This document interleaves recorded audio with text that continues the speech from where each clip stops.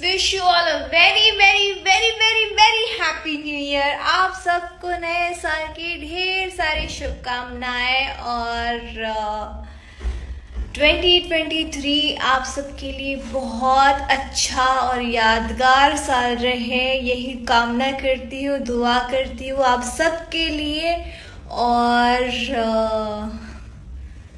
Be happy, love yourself और हमेशा बस सबकी रिस्पेक्ट करना एंड अच्छे अच्छे काम करना और सबको ढेर सारा प्यार देना, बस यही काम आएगा और यही याद रहेगा life time in future. So love you all and wish you and your family a very happy new year.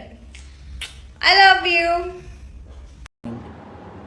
सबके दिल से प्रणाम बा भाई, और आवे वाला साल के ढेर सारा शुभकामना रहो सबके कि जब साल बीतल एमे का भइल ना भइल सबके भूल जाए के जरूरत बा। और जौन साल बीतल हा सबका खातिर बहुत बढ़िया रहल, केहू खातिर बुरा भी रहल। जौन बीत जाला ओकरा के बुरा ना बोलल जाला, बढ़िया चीज़ है।